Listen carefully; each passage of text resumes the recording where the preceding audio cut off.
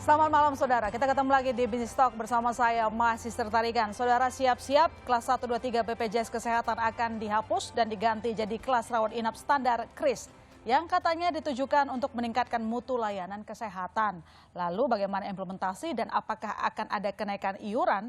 Kita akan bahas malam ini dan berikut kita dengarkan dulu pernyataan dari Wakil Menteri Kesehatan Dante Saxono yang sudah kami rekam sebelumnya. Oke, Pak Dante, ini ketika kita akan mengimplementasikan KRIS yang dari tadinya berkelas gitu ya untuk peserta BPJS, sekarang mau kita gabungin, kita leburin begitu. Tapi masih banyak masyarakat yang bertanya-tanya, KRIS itu apa sih? Lalu kemudian kalau kita implementasikan, apa nanti untungnya kepada peserta BPJS?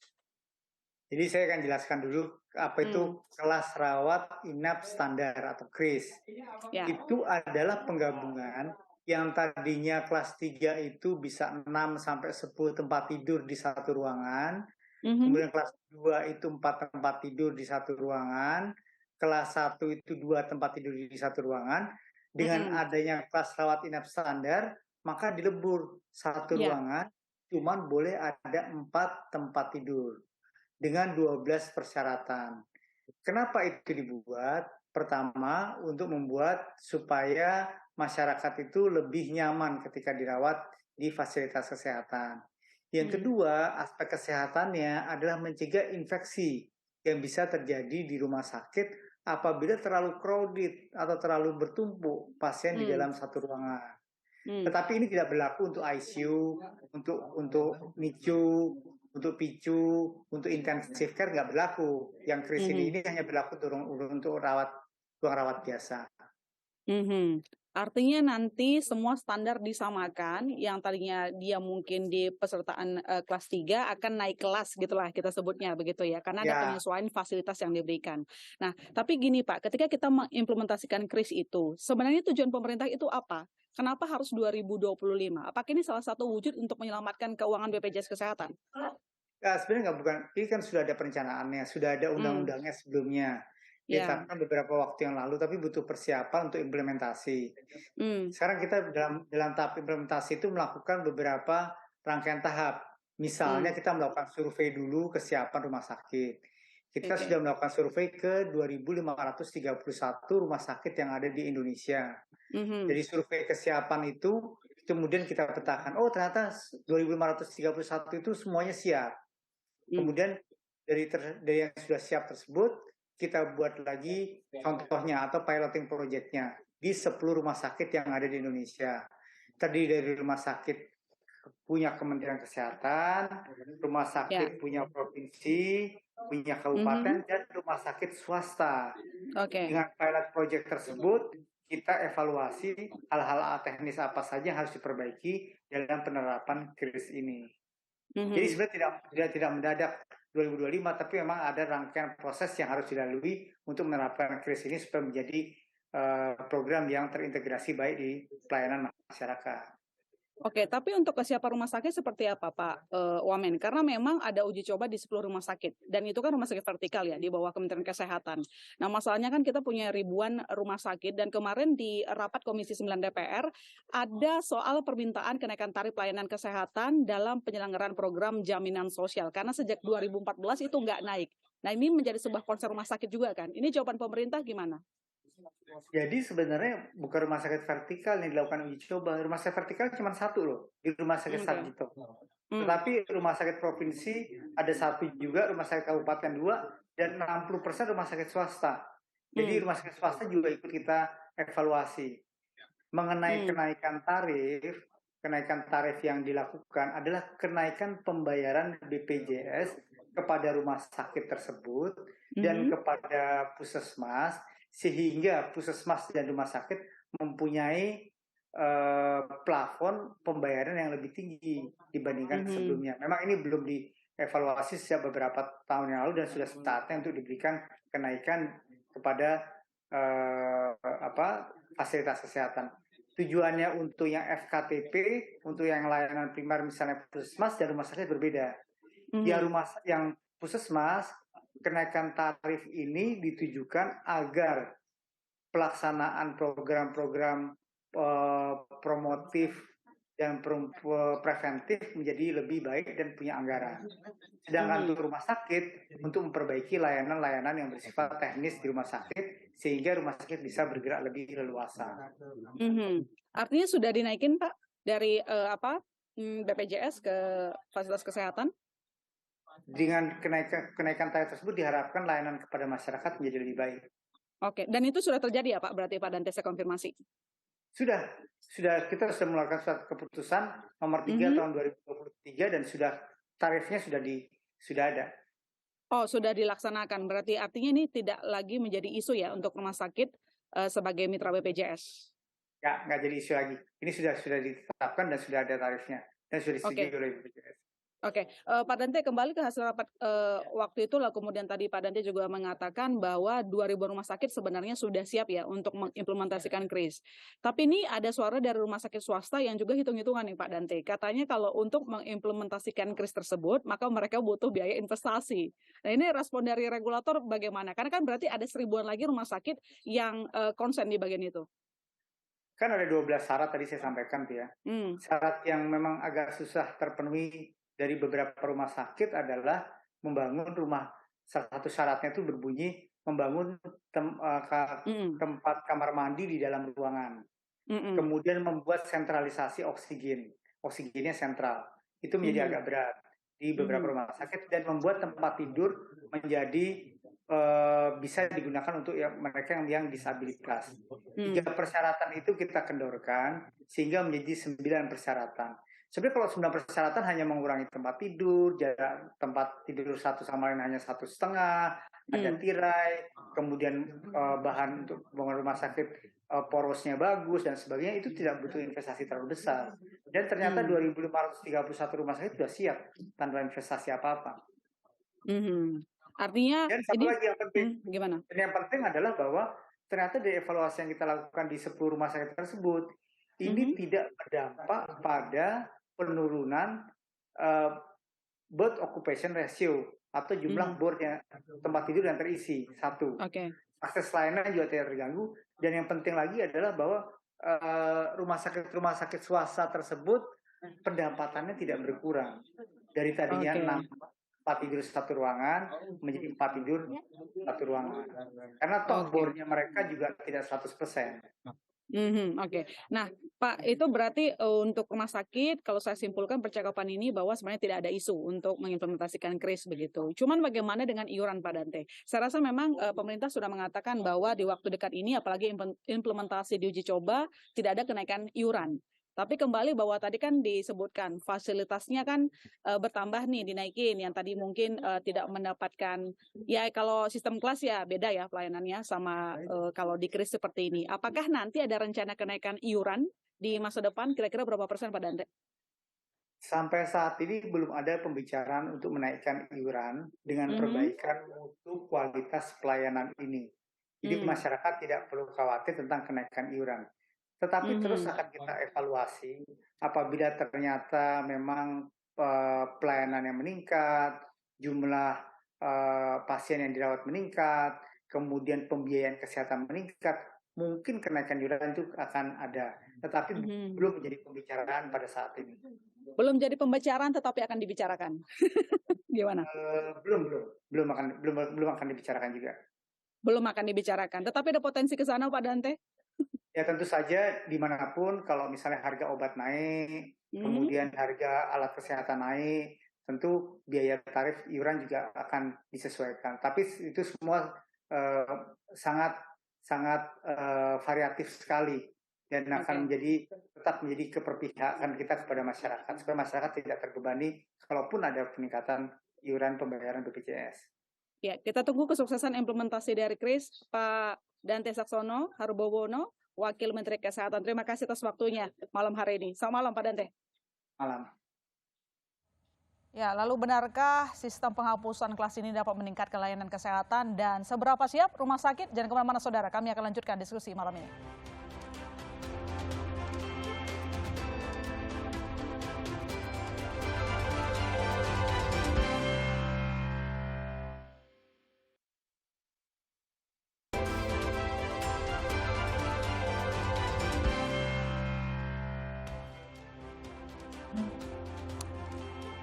Kita lanjutkan dialog kita terkait dengan penghapusan kelas BPJS Jadi Kris, dan malam ini telah bergabung di studio ada Pak Ling Ihsan Hanafi, Ketua Umum Asosiasi Rumah Sakit Swasta Indonesia ARSSI. Selamat malam Pak Ihsan. Selamat malam Mbak. Terima kasih telah bergabung. Nanti kami ingin mendengarkan bagaimana pendapat dari rumah sakit ya soal implementasi dari Kris.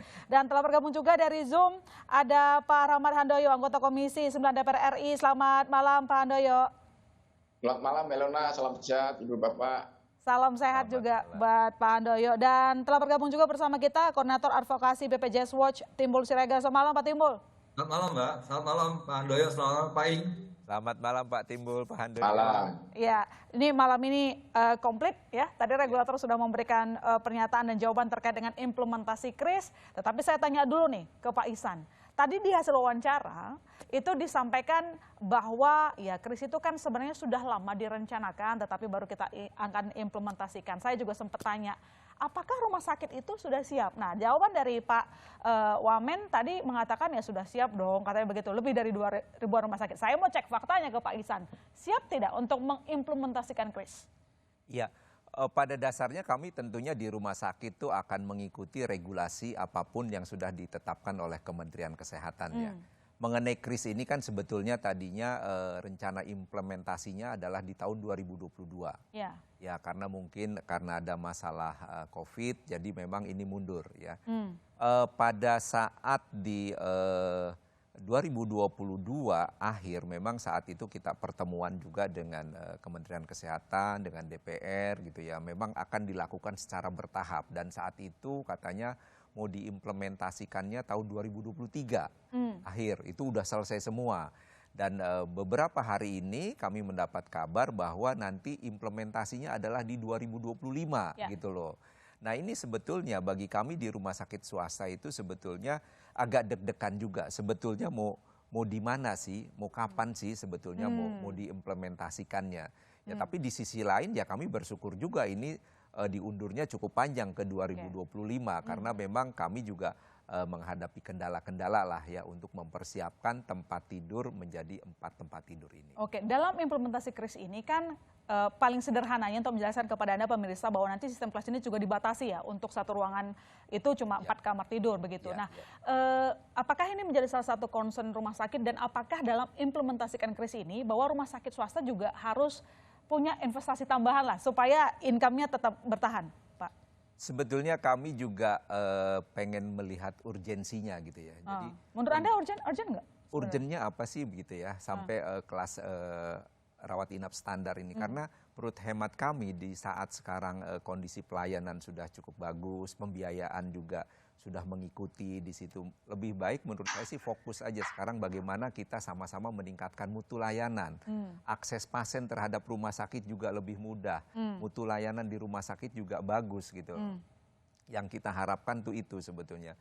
Kami juga belum tahu sebetulnya hasil dari uji coba yang sudah dilakukan oleh pemerintah katanya. Menurut informasi kan sudah 10 rumah sakit yang diimplementasikan. Tapi saat implementasi itu bagaimana gitu ya? Bagaimananya tuh apakah pasien yang biasa di kelas 1, 2 tempat tidur terus saat dicoba menjadi 4 tempat tidur tuh respon mereka seperti apa?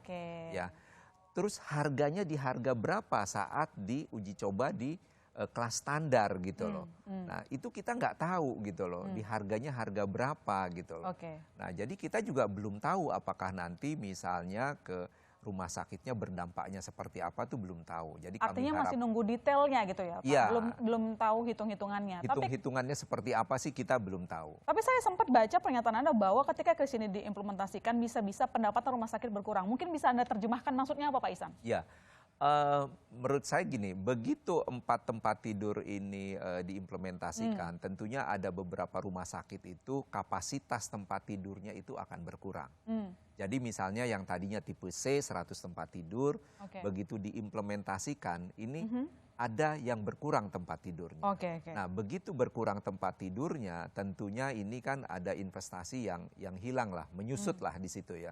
Yang biasa misalnya kapasitasnya bisa menampung bornya lebih dari 70%, ini kan jadi berkurang. Tentunya ini dampak ke rumah sakit, tentunya pasien yang dirawatnya juga akan berkurang. Oke, baik. Nanti saya lanjutkan ke Pak Ihsan, saya ke Pak Timbul dulu sebelum saya ke Pak Handoyo. Pak Timbul, kalau Anda melihat, kita di sini lihat dari segi ini juga ya, para pesertanya ya Pak Timbul. Ya. Mendesak nggak sih kris ini dilaksanakan?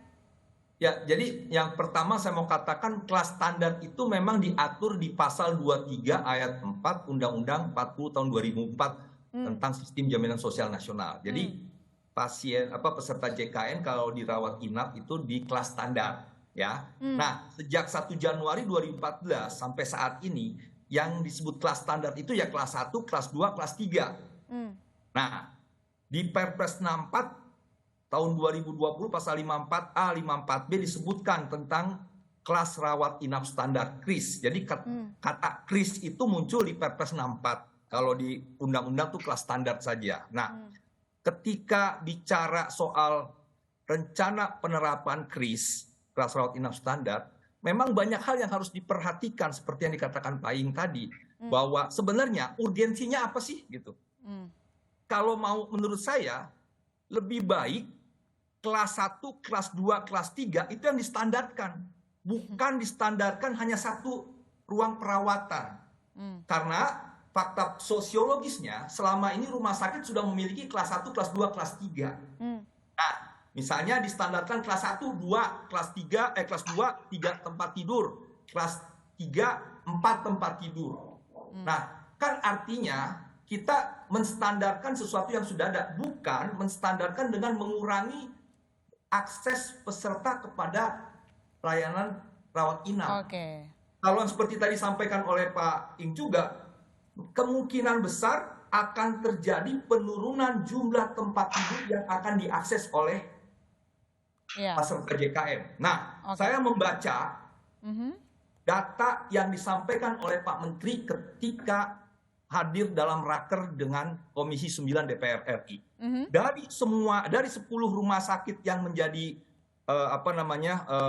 uji coba. Contohan uji coba ya ada 10, rumah sakit Sarjito. Sebelum itu 800, sesudah 787. Ya, rumah sakit provinsi yaitu rumah sakit RSUD Sudarso. Sebelum 329. Yang kalau ada sekarang 209. Artinya turun juga. Ya. Pemerintah kabupaten, rumah sakit RSUD Sidoarjo 547. Sesudah itu 499.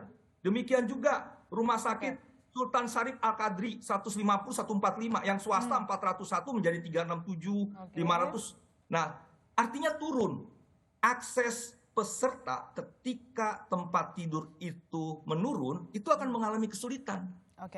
Karena biar bagaimanapun juga ya, kita baca di PP 47 tahun 2021. Itu kan disebutkan juga kelas rawat inap standar itu untuk melayani peserta JKN disebut rumah sakit pemerintah minimal 60% menyelenggarakan KRIS. Rumah sakit swasta 40%. Nah, misalnya rumah sakit pemerintah lah disebutkan 60%, disebut kami akan menerapkan 70%. Nggak salah menurut PP 47. Tapi ketika sudah membatasi 70% KRIS untuk peserta JKN, maka akan ada kesulitan untuk mengakses yang 30%. Demikian juga swasta 40%. Kata Pak Ing bilang ya udah saya kasih 60.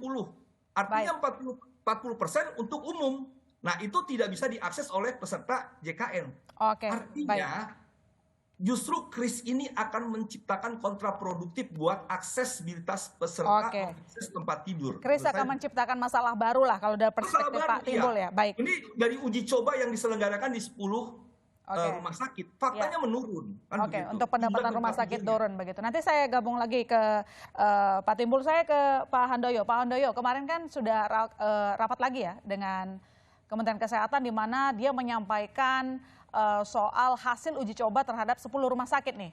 Nah, kalau dari legislatif sendiri memandangnya seperti apa? Apakah masih perlu dilakukan penundaan atau mungkin tetap jalan tetapi dengan berbagai catatan? Jawaban Anda? Ya, jadi begini Mbak Ilona, jadi saya perlu sampaikan bahwa sebenarnya kelas standar itu amanah rakyat undang-undang seperti yang disampaikan oleh Pak Timbul, yang undang-undang tentang EJSN. Itu persoalannya kan memang di dalam undang-undang itu tidak ada definisi standarnya model seperti apa.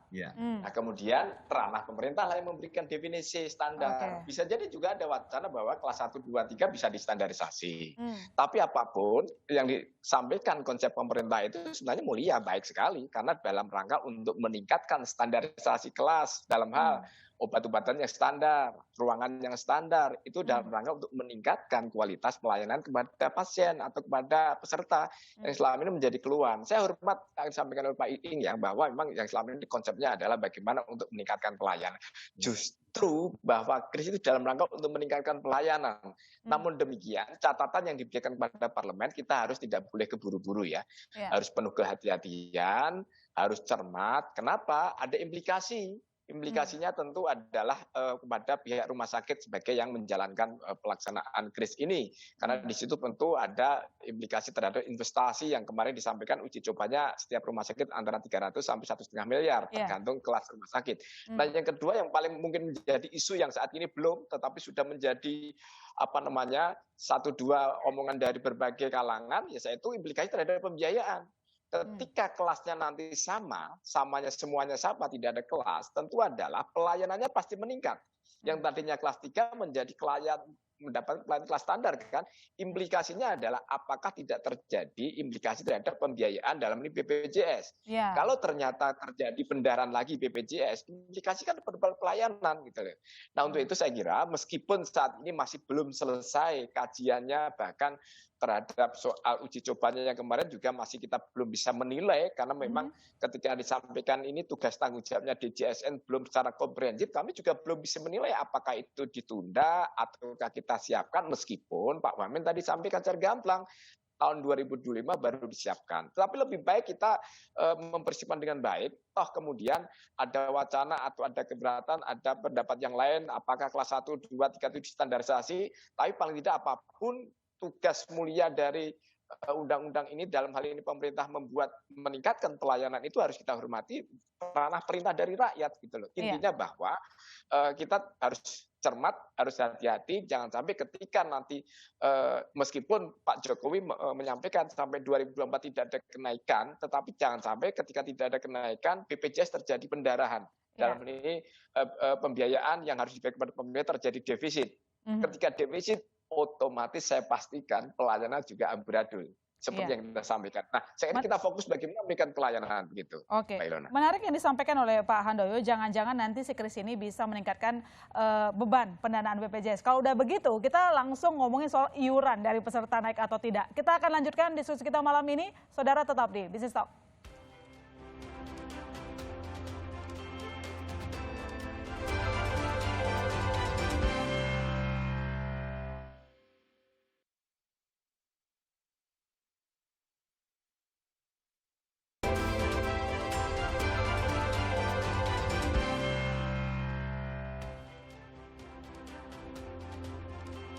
Kita lanjutkan diskusi malam ini, dan di segmen ini telah bergabung bersama kita Direktur Utama BPJS Kesehatan, Prof. Ali Gufron Mukti. Selamat malam, Prof. Selamat malam, Mbak Ilona. Siap. Tadi kami rame sudah bahas, punya pandangannya masing-masing. Tapi saya ke BPJS Kesehatannya dulu nih. Kira-kira kalau misalnya penghapusan sistem kelas dilakukan, kita bergeser ke KRIS, meski katanya ini bertahap ya, 2025 baru terlaksana begitu.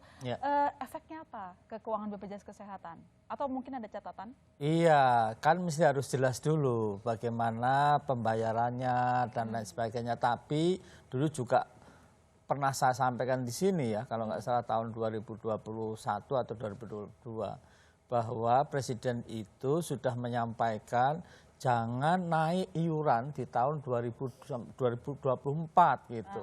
Nah, kemudian baru disampaikan belakangan itu. Tapi sebetulnya awal sudah kami sampaikan bahwa apapun ya itu jangan sampai naik gitu. Apapun jangan sampai naik. Tapi kami tadi tahun 2024 ya. Kalau 2024. Cuman gini Pak, sederhananya kan sistem KRIS ini membatasi satu ruangan dengan kamar, misalnya 4 kamar tidur. Meski tadi kita ini sepakat semua bahwa untuk detailnya belum ada di tangan itu ya, Pak Ihsan dan juga Pak Handoyo tadi sampaikan begitu. Kalau misalnya kita berkaca ke yang 4 kamar tidur aja gitu ya. Kalau iurannya tidak dinaikkan, kemudian apakah itu tidak menambah beban untuk BPJS Kesehatan? Kalau BPJS itu tentu secara aktuaris ya nanti terbebani ya, tetapi bagaimanapun pihak manajemen kan ada berbagai macam mitigasi risiko. Ada first defense, mekanisme, ada second line of defense dan third line of defense segala macam. Tetapi kalau saya balik tanya sebetulnya tujuannya apa sih kok rame-rame untuk kelas-kelas standar? Karena di dunia ini saya belum pernah lihat ada sebuah negara diskusi tentang bed ya. Bednya berapa, dan kalau kami survei di BPJS itu belum pernah ditanyakan pasien, wah saya susah Pak, bednya berapa gitu. Yang dia tanyakan biasanya apakah dapat akses, apakah bisa dapat kelas rawat, atau bisa dirawat apa tidak, seperti itu. Obatnya ada enggak, dokternya ada enggak, seperti itu. Saya enggak tahu ini kenapa begitu ada kayak urgensi gitu yang harus yang segera gitu. Dulu udah kami sampaikan. Jadi yang lebih urgent itu kalau kita mau semua itu dilayani yang hampir sama atau sama adalah clinical guidelines. Jadi bagaimana pedoman tata kelola klinis dari seorang dokter, tamatan UGM, UI, UNER ataupun UNPAD atau yang lain. Nah itu relatif sama melayani pasien, itu yang lebih esensial. Jadi jangan sampai diskusi berdarah-darah tadi ya saya lihat, tapi belum yang esensial. Yang esensial jadi nggak dibicarain, gimana? Ya. Oke, tapi memang dari Prof sendiri menganggap BPJS Kesehatan ini ya memang tidak ada keterdesakannya sama sekali ya. Yang jelas BPJS itu semakin baik. Sudah coba aja, memang belum semuanya baik ya, masih belum sempurna, belum ini, tapi kemajuannya dan ini sudah luar biasa. Coba bisa ditanya, begitu. Oke baik, terima kasih Prof. Saya ke Pak Ihsan dulu kalau begitu. Pak Ihsan, saya nyambung dulu deh sebelum saya ngomongin soal investasi dan kawan-kawan yang disampaikan tadi Prof. Selama ini konsistensi ataupun komitmen rumah sakit melayani para peserta BPJS Kesehatan seperti apa? Karena saya buka-bukaan aja ya Pak, karena banyak juga pengaduan-pengaduan misalnya susah akses kamar tidur atau mungkin harus ngantri lama. 2022 sempat ada tweet yang ramai sekali diperbincangkan. Gimana jawaban Pak Ihsan? Ya, tentunya kami di rumah sakit terus berupaya meningkatkan mutu ya.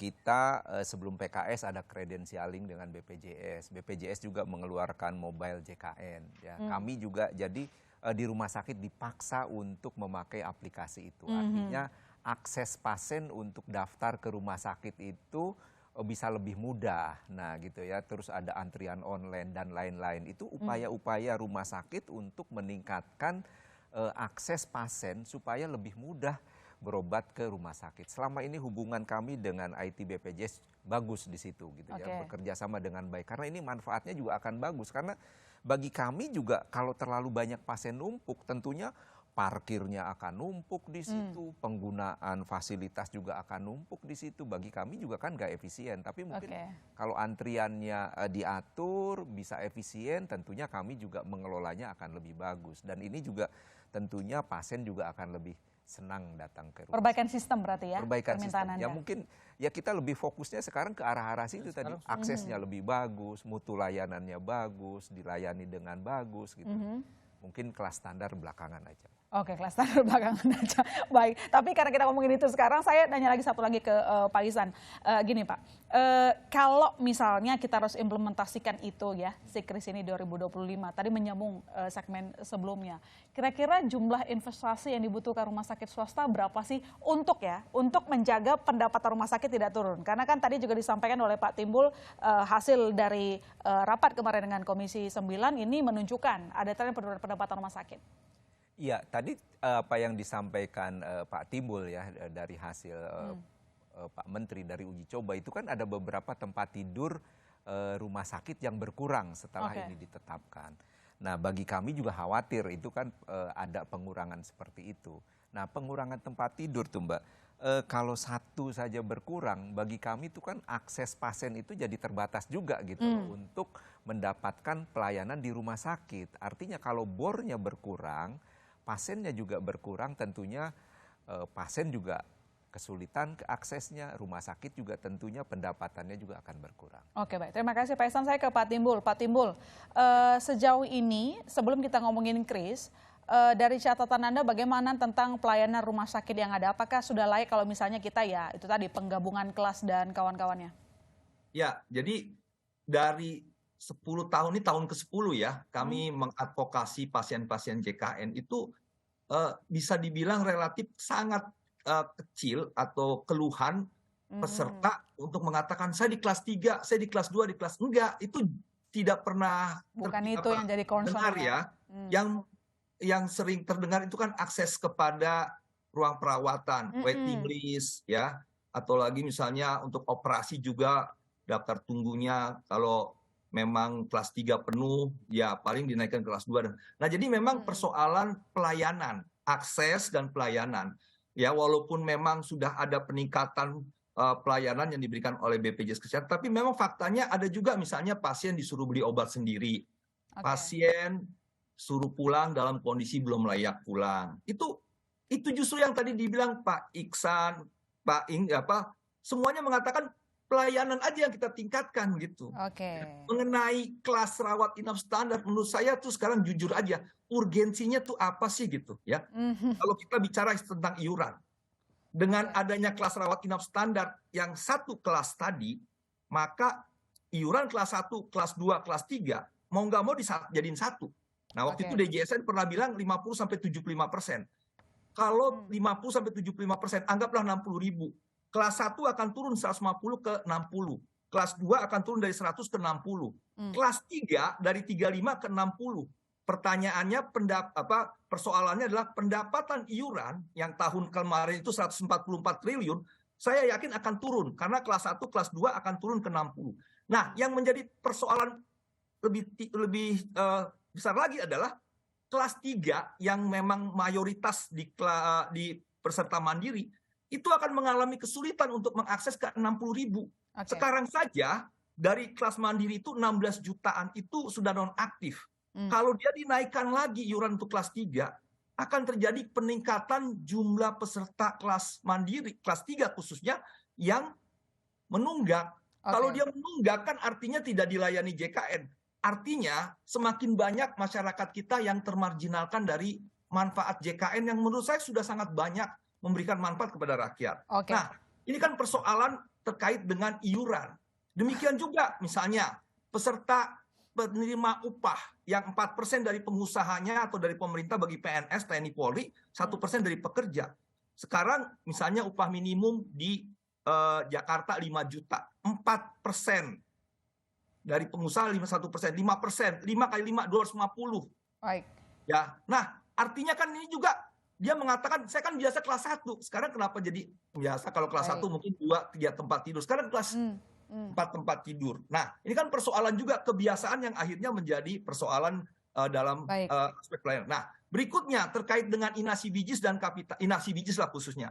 Kan di Permenkes 3 memang sudah dinaikkan ya, tapi masih mengadopsi kelas 1, kelas 2, kelas 3. Nah, kalau nanti Kris ada lagi, dia kan akan dilebur lagi, tidak ada lagi inasi bijis kelas 1, kelas 2, kelas 3, dia akan ada satu kelas. Nah, ini potensi nggak Pak Ing nanti, ini akan merugikan rumah sakit atau tidak? Angkanya itu bisa lebih bisa diterima oleh rumah sakit atau tidak gitu ya. Nah, ini persoalan. Nah, jadi ini menurut saya banyak persoalan ya. Apalagi tadi disebut katanya bor itu naik dari 10 sampel ya. Itu kan ada 2 yang turun. Rumah sakit tipe A-nya itu ada yang turun dan rumah sakit tipe B yang swasta turun.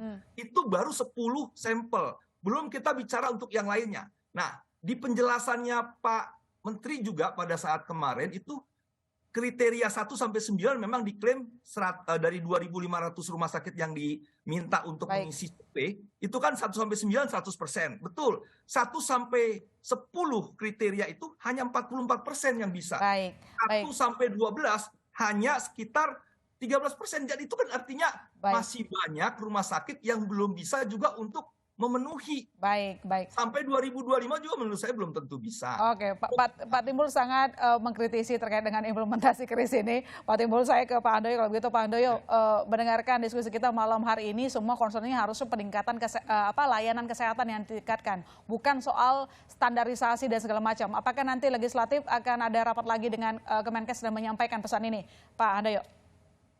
Jadi perlu saya luruskan ya, bahwa ini bukan soal urgent tidak urgent, bukan. Tapi adalah amanah rakyat, bahwa kelas standar itu amanah rakyat, amanah undang-undang. Nah, dari semangat standar itulah bagaimana agar proses peningkatan standarisasi pelayanan itu justru yang paling penting. Yang disampaikan oleh Prof. Gufron tadi ya, bahwa bagaimana yang selama ini menjadi keluhan itu terus kita optimalkan. Dengan adanya kelas standar, nanti perawatannya juga standar, obatnya juga standar, mekanisme dokter juga standar. Memang tidak semudah membalikkan tangan. Pasti berimplikasi. Salah satunya adalah kekhawatiran, loh yang tadinya 6 tempat tidur menjadi 4. Implikasinya pasti kan selama ini ada beberapa keluhan bahwa ketika kita mau rumah sakit penuh.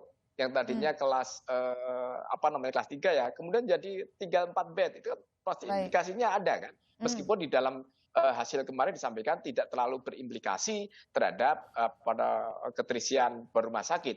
Namun yang kedua, faktor yang berikutnya adalah juga masalah jangka panjang. Kita jangan berpikir jangka pendek, dalam ini memang kita harus terima pada Presiden bahwa sampai 2024 tidak ada kenaikan iuran. Tetapi apapun, suka atau tidak juga, pasti ada implikasi terhadap BPJS sebagai operator di dalam SN ini gitu ya. Ketika nanti terjadi tidak ada kenaikan atau mekanismenya seperti apa, kalau terjadi kenaikan, terjadi adanya banyak mantan peserta BPJS kelas 3 yang tidak menjadi peserta BPJS kelas standar karena iuran naik. Nah, kita juga mendengar bahwa dalam rangka untuk mencari solusi pembiayaan, pemerintah juga akan menggandeng asuransi swasta. Tapi kita kan belum mendengar secara utuh. Tentu masukan dari Pak Timbul, kemudian Pak Iing akan kita gunakan secara komprehensif, akan kita jadikan diskusi dengan DJSN ya selaku pihak yang paling bertanggung jawab untuk mendesain, kemudian meneliti terhadap mekanisme apa yang paling baik, apa yang paling aman. Jangan sampai ketika menyelesaikan masalah meningkatkan kualitas tapi memunculkan masalah berikutnya. Salah satunya adalah BPJS terjadi pendarahan pembiayaan sehingga peningkatan kualitas juga menurun. Itu karena kan sudah ada juga kan permintaan Presiden nggak boleh naik iuran. Apapun yang saya pesankan kepada Iing dan teman-teman, ayolah kita tingkatkan kualitas. Justru lebih baik kita berlomba-lomba peningkatan kualitas. Kalau soal kris apapun nanti kita terima saja, kan itu adalah perintah rakyat. Dialah DJSN dan pemerintah untuk mendesain, kemudian ketika apapun yang terbaik pasti akan kita berikan kepada masyarakat. Intinya adalah bagaimana upaya untuk meningkatkan kualitas pelayanan kepada pasien dan jadikanlah bahwa rakyat menjadi tuan rumah di negeri sini dalam hal ini mendapatkan perawatan dan pembiayaan maupun pelayanan dari rumah sakit dalam hal ini. Oke, baik. Terima kasih Pak Handoyo. Saya ke Prof. Ali kalau begitu. Prof. Ali, kalau didengarkan pernyataan dari Pak Handoyo kan ini sangat kalau saya lihat setuju lah gitu dengan implementasi ke sini didukung sama legislatif. Tapi begini Pak, untuk keuangan BPJS Kesehatan kan sebenarnya menunjukkan performa baik ya. Yang unaudited di tahun 2022 itu 144 triliun untuk iuran JKN yang tercatat begitu. Tapi mengingat tidak boleh ada kenaikan iuran tadi satu. Kedua, kalau misalnya kita implementasikan KRIS tadi dengan sistem yang ada, artinya kan bisa jadi bahwa beban BPJS Kesehatan nanti juga akan bertambah. Nah, apakah Anda melihat bahwa ini sinyal yang kurang baik untuk keuangan BPJS Kesehatan? Iya, tentu sekali lagi tergantung kepada bagaimana pembayaran. Tadi belum jelas ya, pembayarannya itu bagaimana dan berapa. Iya, gitu. Tetapi sekali lagi, kalau seperti sekarang ini, tentu ini ada kelas 3, ada kelas 2, ada kelas 1. Nah, standarisasi kelas 3 itu seperti apa sih? Kelas 2 seperti apa? Kelas 1 seperti apa? Itu juga belum ada. Ada yang kelas 3, kamarnya segini, ada kelas 2, berbeda dengan yang lain, ada kelas 3 AC tapi ada yang tidak AC segala macam. Tapi intinya saya sepakat sekali tadi Pak Rahmat Handoyo untuk termasuk Pak Iing tadi dan juga Pak Timbul semuanya kami setuju untuk peningkatan mutu intinya. Ya, harus. Nah, peningkatan akses. Tetapi kalau kenyataannya sekarang saja sudah penuh ya. Saya baru dari rumah sakit di kota Surabaya kemarin ya, namanya Rumah Sakit Suwandi. Itu saya sampaikan, Anda sudah siap belum KRIS itu? Loh, kami menyiapkan Pak. Nah, sekarang ini kan full itu, full tadi antri. Terus Nah, untuk siapkan kris gimana? Kami harus mengurangi bed 57. Terus saya tanya, lah nggak Anda kurangi saja sudah full kayak gini, kalau Anda kurangi gimana? Lah ya itu Pak, tapi karena nanti nggak dikontrak sama BPJS, katanya gitu kalau tidak implementasi tahun ini. Nah, Anda harus jujur, kalau belum siap, bilang belum siap. Ya. Tapi kalau sudah siap, nah nanti bertahap. Tapi intinya kalau aksesnya itu meningkat, kemudian mutunya bagus, itu jelas bagus ya. Nah, tetapi masalahnya dalam realitas tidak seperti itu. Nanti seperti yang sampaikan Pak Ing tadi, lah gimana yang sekarang bednya itu kemudian diperkecil ya, pasti tempatnya semakin sedikit, semakin antri gitu. Meskipun BPJS sendiri sudah antisipasi sekarang dari rumah saja bisa antri, tidak seperti dulu gitu. Oke, tapi menjelang sebelum kita implementasikan kris Pak, kalau dari BPJS Kesehatan sendiri ada catatan-catatan tertentu karena kan dulu itu di tahun sebelumnya itu ya keuangan BPJS baik karena waktu itu pandemi juga gitu kan. Nah sekarang ini artinya kan sudah ada tugas-tugas barulah katakan begitu. Kita banyak tugasnya. itu. Nah apa solusi dari Anda? Lah solusinya kalau saya boleh ini diselesaikan kris ini secara kesiapan yang matang setelah uji coba. Jadi diuji coba dulu dan sekarang kan uji coba. Dilihat dulu, jangan ribuan rumah sakit, uji coba cuma 4 rumah sakit. Gimana? Tidak mewakili gitu ya? Tidak mewakili. Ini lalu dari situ dilihat mana yang harus disempurnakan, mana yang kurang dan lain sebagainya. Tetapi mana yang lebih prioritas itu harus diutamakan ya, yaitu clinical guidelines-nya, standarisasinya, segala macam itu. Bukan tiba-tiba terus ngomong ini harus dikurangi, tetapi kita sepakat kalau kelasnya itu artinya kamarnya itu semakin baik ya semakin bagus. Cuman masalahnya ya rumah sakit siap apa enggak? Kan mesti harus invest ya. Banyak hal yang harus diperhatikan sebelum implementasikan kris ini ya. Kesiapan rumah sakit iya tentu saja, tetapi keuangan BPJS Kesehatan juga kami memberikan perhatian Pak. Karena ini ujung-ujungnya kalau misalnya BPJS terbebani, ya itu kan berkaitan langsung juga dengan iuran. Meski Presiden mengatakan jangan dinaikkan dulu 2024, tapi apa kabar dengan 2025? Yang penting kita harus ini public-private partnership itu kita bekerja bersama. Benar, untuk baik. mengatasi itu. Baik, terima kasih Prof. Ali Gufron Mukti, Direktur Utama BPJS Kesehatan telah bergabung di Business Talk pada malam hari ini. Dan saya juga ucapkan terima kasih ke Pak Iing Ihsan Hanafi, Ketua Umum Asosiasi Rumah Sakit Swasta Indonesia. Terima kasih Pak, dan tentu saja Pak Rahmat Handoyo, anggota Komisi 9 DPR RI. Terima kasih Pak Handoyo telah bergabung. Sama-sama. Ya, dan juga Pak Timbul Siregar, Koordinator Advokasi BPJS Watch. Terima kasih banyak telah bergabung pada malam hari ini. Kita masih akan Pak Rahmat. Ya, kita akan tunggu nanti detail-detail dari implementasi kris, dan saudara jangan kemana-mana. Business Talk masih akan segera kembali.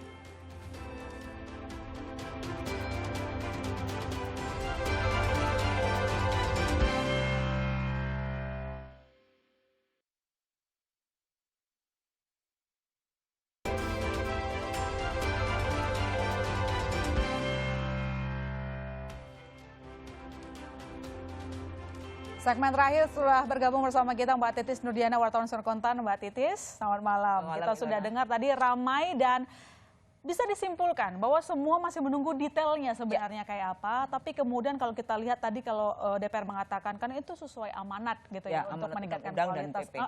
Tapi kemudian baik dari BPJS Kesehatan, BPJS Watch, lalu kemudian juga dari pihak rumah sakit swasta juga mengatakan bahwa ini kayaknya nggak ada urgensinya deh begitu. Kalau pandangan yang kita, kesimpulan apa yang bisa kita berikan? Sebetulnya menarik dari sepanjang diskusi tadi diskusi bahwa sebetulnya tadi satu urgensinya bahwa standar yang dimaksud lewat PP maupun undang-undang kan sebenarnya tidak detail. Tugasnya pemerintah yang harus mendetilkan. Standar yang mana? Apakah standar kelas 3-nya, kelas 2-nya, kelas 1-nya? Ini sebetulnya urgensinya di situ. Bahwa menjadikan standar kelas 1, 2, dan 3 tujuannya banyak sebetulnya. Ketika nanti standar, jadi tidak mengubah yang namanya profil atau bornya dari rumah sakit. Karena implikasi dari kris sendiri itu kan memang bednya akan menyusut. Terus yang kedua bahwa betul pemerintah sudah mengadakan survei, mengadakan uji coba baik itu Kementerian Kesehatan maupun DJSN. DJSN 4 rumah sakit dan Kementerian Kesehatan 10 rumah sakit untuk 2.000 lebih rumah sakit. Tentu saja keterwakilannya belum. Yang juga menjadi perhatian redaksi adalah apakah survei itu mensurvei layanan yang diterima yang dulunya kelas 1 harus turun ke kelas yang sama. Di situ tuh macam-macam. Kebayang nggak sih gitu? Kebayang nggak sih seorang kolonel harus disamakan kelasnya dengan kopral misalnya? Baik itu layanan semuanya, sementara yang kopral ini nggak mau. Istilah layanannya bagus naik karena kan yang sebenarnya tujuannya adalah mendongkrak layanan supaya lebih baik. Nah, ketika dia naik tapi yang namanya iuran tidak naik, maka bebannya nanti ke BPJS. Pembayaran ke sama. Bagaimana dengan yang si kolonel ini? Ibaratnya seperti itu. Kolonel ini yang awalnya kelas 1, kemudian dikelaskan standar. Menjadi yang kalau 4 rumah sakit itu kan standarnya kelas 2 rumah sakit. Kelas 2 itu kan 4 sampai 6. Nah, dari kelas 1 turun ke kelas ini, apakah tidak protes? Nah, survei itu harus menjawab. Uji coba itu harus menjawab, Kementerian Kesehatan harus bisa menjawab apakah survei itu sudah atau uji coba itu sudah melibatkan rumah sakit. Nah, itu tantangan. Dan kita punya waktu sampai 2025, jika memang diundur sampai awal tahun 2025, mana yang harus distandarkan? Urgensinya menjadikan standar 1, 2, dan 3, kemudian daya tampung, yang namanya BPJS itu kan sebenarnya solusi untuk kesehatan seluruh masyarakat Indonesia. Nah, kalau itu distandarkan, daya tampung tidak jadi masalah. Tapi kalau bednya dikurangi, maka antrean akan menjadi masalah dan ini akan bisa menimbulkan protes. Itu sebetulnya. Dan yang kedua, soal kesehatan keuangan BPJS, jika standarnya semua sama. Kita semua setuju layanan menjadi harus lebih baik. Tapi kita harus memikirkan bagaimana pebisnis, bagaimana BPJS, bagaimana anggaran untuk PBI ini harus dinaikkan sesuai dengan standar yang memang ditentukan oleh pemerintah. Nah, DJSN lah yang harus segera memutuskan standar yang mana yang harus dimaksud itu sebetulnya. Semua sebenarnya nunggu yang itu Mbak Titis, nggak cuma media tapi pelakunya juga demikian. Kita tunggu nanti keputusan bijaknya. Dan saudara, dengan demikian saya menutup BizTalk malam hari ini. Saya masih Tarigan, sampai jumpa Selasa depan.